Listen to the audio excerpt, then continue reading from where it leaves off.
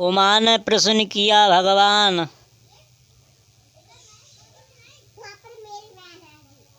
परमात्मा आता कब है? शिव जी कहते, उमा हमारे भगवान के इष्ट के आने का बड़ा सुगम मार्ग है। क्या है? बोले जब जब होए धर्म के हानि, जब जब होए धर्म के हानि, बड़ई असुर अधम अभिमानी, जब जब होए धर्म के हानि, बड़ई असुरी अधम अभिमानी, तब तब प्रभु धरहु विविध शरीरा, तब तब प्रभु धरहु विविध शरीरा, हरहु कृपा निधि सजनी पीरा, हरहु कृपा निधि सजन पीरा, जब जब होए धर्म के हानि, जब जब होए धर्म के हानि। बाबा कहते, देवी जब जब धर्म की हानि होती, राक्षसों का अत्याचार बढ़ता है, परमात्मा हमारा आ जाता। उमा ने प्रश्न पूछ दिया, महाराज राक्षसों के वध के लिए परमात्मा आता है? शिव जी ने कहा, हाँ देवी, सिर्फ राक्षसों के वध के लिए हमारा परमात्मा आता है। उमा बोली, लेकिन राक्षसों का तो वध किसी और ने किया। बोले, किसने? बोले, जग महु सका निशाचर जेते, लक्ष्मण हनहु निमेष महु तेते। किसने किया प्रभु? बोले, भगवान हमने तो कुछ और ही सुना है राक्षसों के वध की। आपने कहा आपका इष्ट आता है राक्षसों के वध के लिए। बोले, हाँ, लेकिन नहीं। क्यों?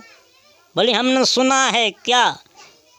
जगमहु सकान साचर जेते, लक्ष्मण हनौन मिसमाते ते। शिव जी ने मन में विचार किया, इन्हें ये कौन समझा गया। बोले, देवी हमारा परमात्मा संतों महात्माओं के लिए आता है।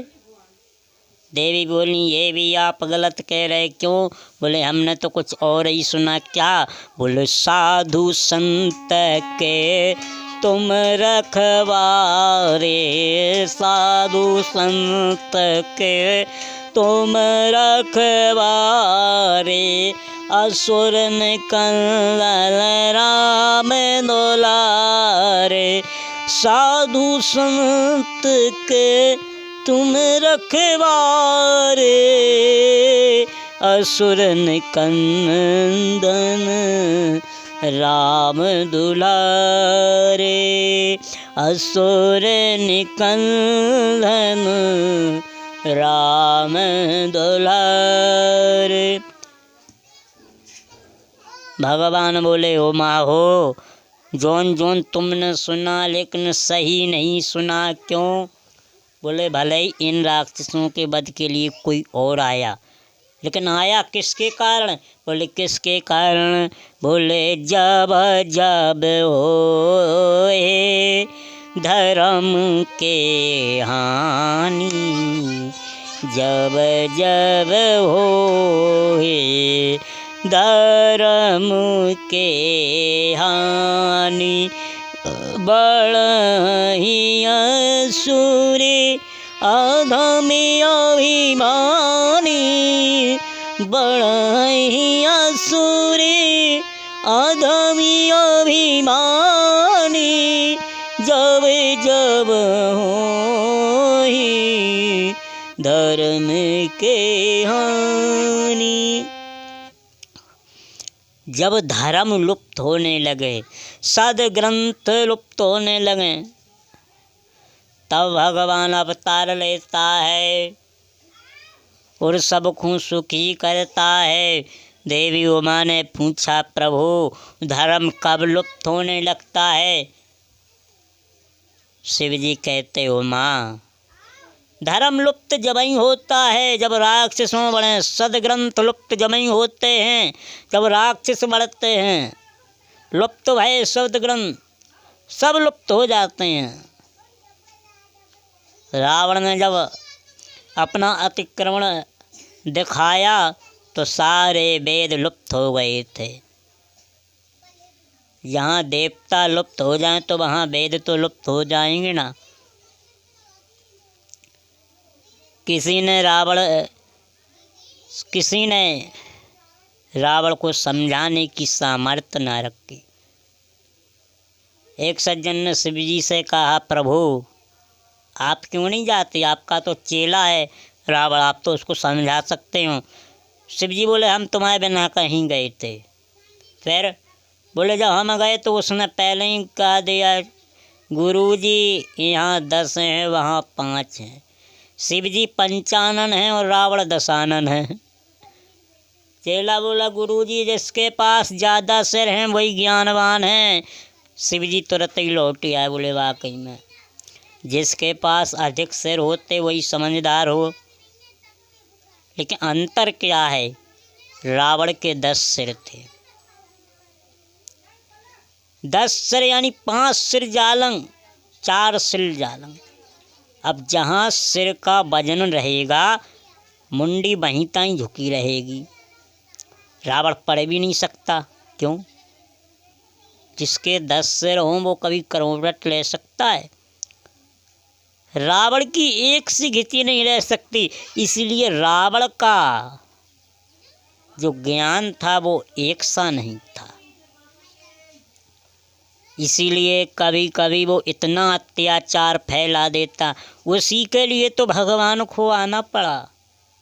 इसीलिए तो गोस्वामी जी अपनी पंक्ति में वर्णन करते हुए हैं कि जब जब होए धर्म के हानि, जब जब होए धर्म के हानि, बढ़हि असुर अधम अभिमानी, तब तब प्रभु धरहु विविध शरीरा, तब तब प्रभु धरहु विविध शरीरा, हरहु कृपा निधि सज्जन पीरा, हरहु कृपा निधि सज्जन पीरा। भगवान सबके लिए आते, ऐसा नहीं कि भगवान एक ही के लिए आए। कोई कहे परमात्मा ब्राह्मणों के लिए आया, क्षत्रियों के लिए आया, नहीं तो बोले किसके लिए आया? बोले हर है कृपा निधि सज्जन पीरा, हर कृपा निधि सज्जन पीरा। भगवान को बुलाने की ज़रूरत है, भगवान अपने आप आ जाएगा। क्यों? बोले मन से करो अगर याद उनको तो प्रभु दौड़े चले आते हैं। बस बुलाने की ज़रूरत है। नरसिंह ने बुलाया प्रभु आए, पहला दिन पुकारे दौड़े चले आए। इसीलिए भगवान को सिर्फ बुलाने की जरूरत है, क्यों?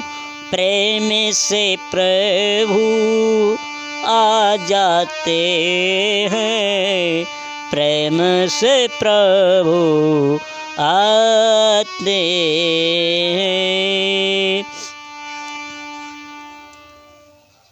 जब जब देवी जब जब धर्म का अंत होने लगता है, अत्याचार बढ़ने लगता है, तो प्रभु तुरंत आ जाते हैं। वो अवतार लेते हैं, सबकी पीड़ा हरते हैं। भगवान राम ने सबकी पीड़ा हरी। गोस्वामी जी कहते हैं देवी इसीलिए पर